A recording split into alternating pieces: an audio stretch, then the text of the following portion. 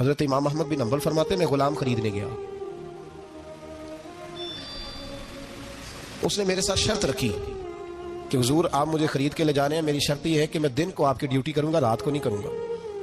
فرماتے میں لے آیا، گھر لا کے میں نے پوچھا تیرا نام کیا ہے؟ کہنے لگا حضور غلاموں کا نام نہیں ہوتا۔ کھائے گا کیا؟ حضور غلاموں کی چاہت نہیں ہوتی، جس نام سے پکارو گے آ جاؤں گا، جو دو گے کھا لوں گا۔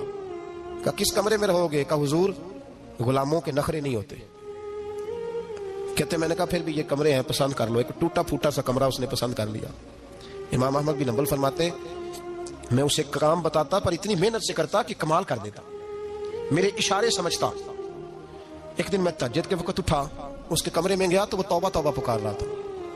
سنو ولیوں کی توبہ، فرماتے اس کے کمرے سے چیخنے کی، یا اللہ معاف کر دے، یا اللہ معاف کر دے، اللہ معافی دے دے، تڑپ رہا ہے، رو رہا ہے۔ اور امام احمد بن حنبل فرماتے ہیں حال یہ ہے کہ اس کے کمرے سے لے کر آسمان تک نور ہی نور پھیلا ہوا ہے، نور ہی نور، اور وہ روتا ہے یا اللہ معاف کر دے، یا اللہ معاف کر دے۔ فرماتے میں سوچنے لگا معافی کس چیز کی مانگ رہا ہے؟ فرماتے وہ خود ہی بولا، اور معافی دیکھو بھائی، توبہ دیکھو اللہ والوں کی۔ کہنے لگا اے اللہ میں تیرا بندہ ہوں، تو نے زندگی دی، نعمت دی، آنکھیں دی، کان دیے، سانسیں چلائی، بغیر مانگے سارا کچھ دیا۔ چاہیے تو یہ تھا کہ میں دن رات تیری بارگاہ میں جھکا رہتا، پر مجھے معاف کر دے۔ میرے اوپر امام احمد بن حنبل کے بھی حقوق ہیں، میرے مالک کا بھی حق ہے، اس لیے میں دن سارا عبادت نہیں کر سکتا، بس 5 نمازیں پڑھ سکتا ہوں، رات میں جاگتا رہتا ہوں تیرے حضور۔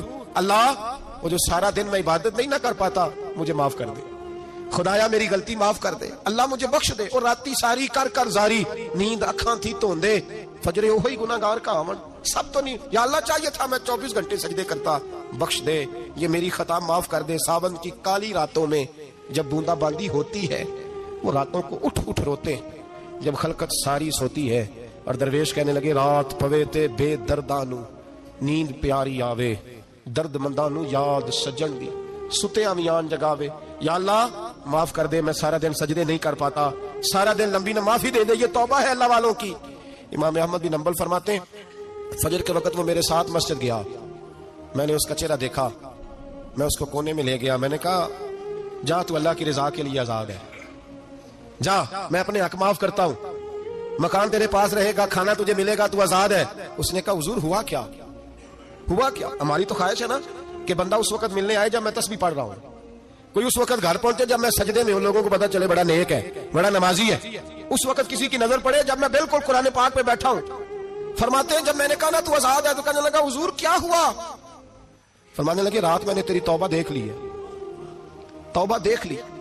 امام صاحب فرماتے ہیں وہ پھر تڑپ کے رویا، سجدے میں سر رکھا، تو نے یہ کیا عجب کیا، مجھ کو بھی فاش کر دیا، میں ہی تو ایک راز تھا سینہ کائنات میں، میں سراپا مخزن راز تھا، میں رہا تھا مدت و راز میں، یہ تیرا شوق دید کشاں کشاں مجھے بھی کھینچ لایا مجاز میں۔ اے اللہ پردہ ہی کھول دیا ہے تو نے، یہ عبادتیں، یہ توبہ، یہ ریاضتیں، یہ تیرا میرا راز تھا، اللہ تو نے پردہ ہی کھول دیے، مہربانی کر مجھے پردہ پوشی عطا فرما، اللہ معاف کر دے، مجھے پردہ پوشی عطا کر۔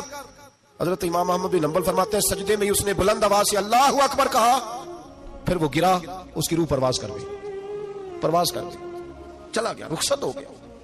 یہ عاشق کا جنازہ ہے، ذرا دھوم سے نکلے، محبوب کی گلیوں سے ذرا گھوم کے نکلے۔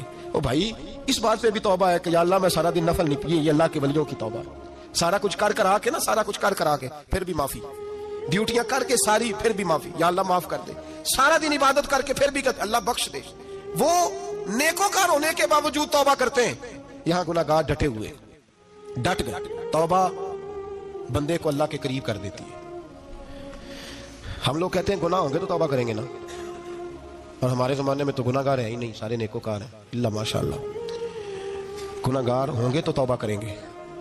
کئی دفعہ نا ہمارا بھائی ناراض ہو جاتا ہے، دوست ناراض ہو جاتا ہے، تو جب ناراض ہوتا ہے نا بہت زیادہ بولتا نہیں، تو ہم پھر قریب جاتے ہیں، اس کو پوچھتے ہیں کیا بات ہے، کیوں ناراض ہے، ادھر دیکھیں میری طرف، کیوں ناراض ہے، کیا ہوا؟ وہ کہتا ہے نہیں نہیں بس چھوڑو، ہمیں نہیں پتا ہوتا، تفصیل پوچھنی پڑتی ہے، بات کرنی پڑتی ہے، پھر وہ بتاتا ہے کہ وہ جو تو نے ایک جملہ کہا تھا نا وہ تجھے نہیں کہنا چاہیے تھا، پھر ہمیں خیال آتا ہے ہاں مجھ سے غلطی ہو گئی، پھر ہم کیا کرتے ہیں معافی مانگتے ہیں، راضی کرتے ہیں۔ ہوتا ہے ایسے کہ نہیں ہوتا ہے نا جناب؟ تو بندے سے تو بعض اوقات ایسا معاملہ ہو جاتا ہے تجھے پتہ نہیں، تو کیا اللہ کی ایسی نافرمانی نہیں ہو جاتی جس کا تجھے پتہ ہی نہ ہو؟ اللہ کے بندے روز رات کو معافی مانگ کے سوتے تھے، روز، پتہ نہیں کوئی انجانے میں جملہ نہ نکل گیا ہو، ہر وقت ڈرے رہتے تھے، سہمر بندوں سے نہیں، کس سے؟ زور سے بولیے، ڈرے رہتے تھے یا اللہ معاف کر دے۔ ان کی طبیعتوں پہ خشیت آری رہتی، ہم دلیر لوگ ہیں، توجہ نہیں کرتے عزیز بھائی، اور ہم اس وقت توجہ کرتے ہیں جب مہلت ختم ہو جاتی ہے، جب سزا کا وقت شروع ہو جاتا ہے۔